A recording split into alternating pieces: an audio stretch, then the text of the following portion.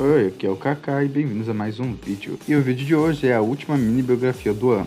E no caso, o personagem escolhido para participar dessa última mini biografia do ano foi o Deadpool, já que ele foi anunciado para o Marvel Rivals. E para comemorar o anúncio do Deadpool, que era um dos personagens que a galera mais estava pedindo no Marvel Rivals, ele junto com o Motoqueiro Fantasma, que talvez um dia seja do Marvel Rivals, eu decidi trazer a mini biografia dele. Agora, sem mais enrolações, bora pro vídeo. O Wade acabou perdendo sua mãe ainda quando era muito jovem, em decorrência a um câncer. Por conta disso, Wade teve uma criação bastante conturbada em relação a muitas amizades erradas, a perca do seu pai, futuramente também, e o caminho que ele decidiu seguir como mercenário. Futuramente ele acabaria conhecendo uma prostituta chamada Vanessa, na qual ele acabaria tendo um interesse romântico nela, interesse esse que ele seria forçado a abandonar ao descobrir que possuía um câncer terminal, que levaria ele a um projeto que tentaria emular o projeto Arma X. O Wade, participando do projeto, acabou em uma experiência que envolvia os genes coletados da Arma X, ou seja, genes coletados do Wolverine. E, bom, as consequências do projeto foram devastadoras para o Wade, já que ele acabou ficando extremamente deformado. E para piorar, o Wade foi mandado para um lugar em que ele foi deixado literalmente para morrer. Basicamente, ele foi mandado para um laboratório onde sofreria experiências, e participaria de um bolão da morte, basicamente, chamado de Deadpool. E era basicamente um site de apostas que a galera apostava quanto tempo tal pessoa ficaria viva nesse laboratório e tal. Ou seja, era basicamente o tigrinho da morte. É importante deixar claro que o fator de cura do Wade basicamente não estava funcionando supostamente. E, bem, o fator de cura funcionando ou não, ele acabou passando por um desses experimentos, que no caso era retirar o seu coração. Claro que antes disso ele foi torturado diversas vezes em outros experimentos, em especial por um cara chamado Assistente, ou Francis como era que o Wade chamava e ele detestava isso. Francis achava que tinha matado ele utilizando um experimento, que arrancou seu coração. Entretanto, o Wade não só sobreviveu, como também teve seu fator de cura reativado, fazendo com que ele regenerasse um novo coração. O Wade consegue escapar, consegue matar um monte de guarda e por fim mata Francis. O Wade decide voltar a agir como um militar, que ele era antes do experimento, só que agora com a aparência totalmente desfigurada e com poderes de regeneração. Ele decide então pegar o nome de Deadpool para ele e a utilizar um uniforme um pouco mais chamativo. O Wade, no começo de suas histórias, agiria mais como um vilão do que como um anti-herói, até que de tempos em tempos, e após passar por muitas mudanças de escritores, o Wade acabaria tendo o seu status quo de anti-herói. Alguém que faz muita merda, ainda faz coisas boas e ainda tem traços de gente boa nele. Principalmente quando ele tá fazendo dupla com o Homem-Aranha, tá? Porque existe muita HQ que ele faz dupla com o Homem-Aranha. E apesar dele volta e meia ainda ser contratado por vilões, como era no caso de suas histórias, ele meio que tenta evitar ao máximo matar civis inocentes.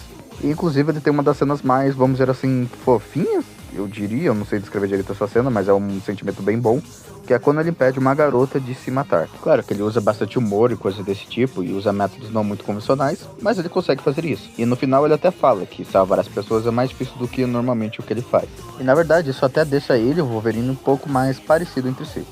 Mas enfim, vamos falar um pouco sobre os poderes e habilidades do Wade. Bom, ele possui poderes regenerativos, como já foi dito várias vezes antes, mas fora isso ele também possui uma força um pouco maior que a de um ser humano comum.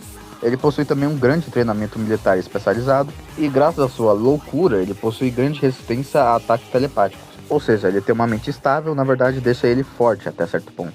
Fora o fato também dele sempre estar armado com 2 katanas e 2 pistolas no mínimo, fora as outras armas que ele também já usou nas histórias do quadrinho. O Wade, após ter sua aparência constantemente desfigurada graças ao câncer, já que o que desfigurou ele foi basicamente as células com câncer e reagindo ao seu fator de cura, ele tem a aparência de vários tumores em seu corpo, porque é basicamente isso que eles são, vários tipos de tumores. Já em relação ao uniforme super-herói, o Wade usou vários tipos de uniformes durante suas aventuras nas HQs, sendo um dos mais clássicos, obviamente, sua roupa vermelha e preto, e sua roupa da X-Force, que é branco e cinza.